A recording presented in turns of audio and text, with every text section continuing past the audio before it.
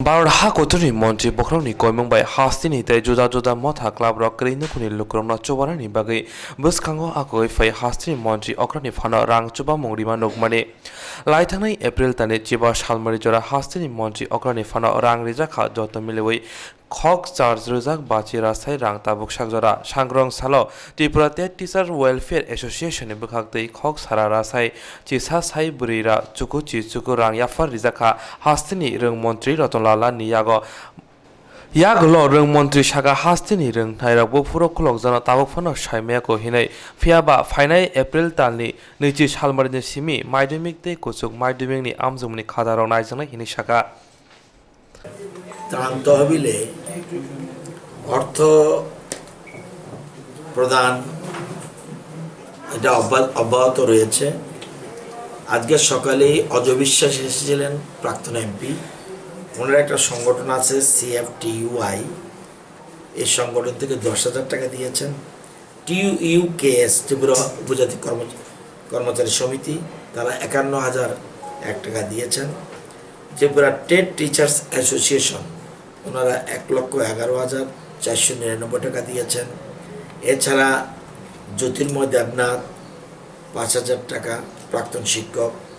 আশুদেব দাস উনি একজন অফিসার, উনি 10,000 টাকা দিয়েছেন ওনার মিসেসের বলায়, কারণ উনি আলাদাভাবে সংগঠনের মাধ্যমে অর্থ প্রদান করেছেন, কিন্তু ওনার মিসেস বলায় আবার 10,000 টাকা মুখ্যমন্ত্রীর তহবিলে জমা দিয়েছেন। অনিমা কর চৌধুরী PI উনি 1,500 টাকা দিয়েছেন। শিশু বিহার এলামনি অ্যাসোসিয়েশন তারা প্রাক্তন ছাত্রীরা তারা 30,000 টাকা দিয়েছেন। তো এরকম government advocates and Tripura BJP law and legal affairs department total 106 জন লয়ার তারা 5 লক্ষ টাকা প্রদান করেছেন।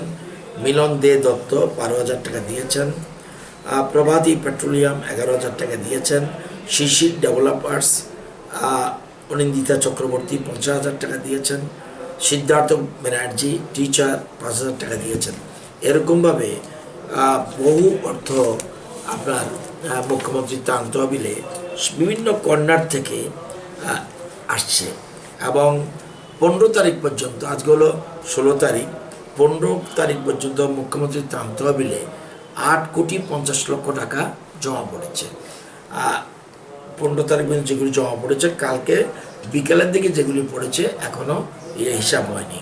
তো এরকমভাবে বিভিন্ন মানুষ, সংস্থা, NGO, ব্যক্তিগতভাবে সবাই মুখ্যমন্ত্রী ত্রাণ তহবিলে অর্থ প্রদান করছেন এবং সাথে সাথে এই ত্রাণ তহবিলের অর্থ পেয়ে আমাদের সরকার এবং মুখ্যমন্ত্রী নিজেও যারা দুস্থ মানুষ তাদের সেবায় অর্থ প্রদান করছেন। আপনারা জানেন যে যেগুলি 12টা অ্যাসপিরেশন ব্লক রয়েছে, যেখানে 92,000 গরিব মানুষ রয়েছে ট্রাইবেল উপজাতি এলাকায়, সেখানে উনি সব পরিবারকে তাদের অ্যাকাউন্টে 500 টাকা করে এই মুখ্যমন্ত্রী ত্রাণ তহবিল থেকে প্রদান করেছেন। এছাড়া আপনারা জানেন যে বহির্রাজ্যে যারা আমাদের ত্রিপুরার মানুষ রয়েছে বহির্রাজ্যে, এর মধ্যে কালকে পর্যন্ত 1,041 জনকে, অর্থাৎ 720 পরিবারের 1,041 জন মানুষকে তাদের ব্যাংকের মাধ্যমে তারা যে বিভিন্ন বহির্রাজ্যে রয়েছে তাদের 40,75,718 টাকা প্রদান করেছেন। তো বিভিন্ন রকম, যেমন হকারদের প্রদান করেছে, পত্রিকা হকার, এরকম বিভিন্ন মানুষকে আবার প্রদান করেছে যা আমাদের রাজ্যে নয়, অথচ আমাদের রাজ্যে বসবাস করছে, ইটভাটা শ্রমিকরা। এটা হতে পারে যে অন্য রাজ্যের লোককে কেন আমরা সাহায্য করব, কারণ এরও আমাদের রাজ্যের উন্নয়নের ব্যাপারে তাদের ভূমিকা রয়েছে। তারা যদি ব্রিক না বানাতো তাহলে আমাদের রাজ্যের এই যে ডেভেলপমেন্ট ওয়ার্কস স্তব্ধ হয়ে যেত। সেই জন্য সরকার সাইলেন্ট স্পেক্টারে থাকতে পারে না, আমরা বিভিন্নভাবে সাহায্যের হাত বাড়িয়ে দিয়েছি। কালকে থেকে জানেন আপনারা, পরশুদিন রাত্রে প্রধানমন্ত্রী ঘোষণা দিয়েছেন 3রা মে পর্যন্ত লকডাউন থাকবে এবং সোশ্যাল ডিস্টেন্স মেনটেন করে সবাইকে চলতে হবে। আগে যেরকমভাবে আমরা সোশ্যাল ডিস্টেন্স মেনটেন করে চলেছি এবং ঘরের মধ্যে আবদ্ধ রয়েছি, এখনও তাই করতে হবে। এবং এই জন্য আমরা শিক্ষা দপ্তর বেশ কিছু সিদ্ধান্ত গ্রহণ করেছি। আমাদের ছেলে মেয়েরা, স্কুলের ছাত্রছাত্রীরা, আমরা ত্রিপুরা কর্মচারী সমিতির তরফ থেকে আমরা মুখ্যমন্ত্রীর ত্রাণ তহবিলের উদ্দেশ্যে মাননীয় শিক্ষামন্ত্রী শ্রী রতননাথ হাতে আমরা 51,001 টাকা তুলে দিলাম। আমরা সবাই জানি যে বর্তমানে করোনা ভাইরাস তথা কোভিড-19 যে একটা মহামারী চলছে, এই উদ্দেশ্যে আমাদের সংগ্রাম চলছে। শুধু আমাদের রাজ্য বা দেশে নয়, এটা সারা পৃথিবী সহকারে এই ক্রিয়াতে চলছে।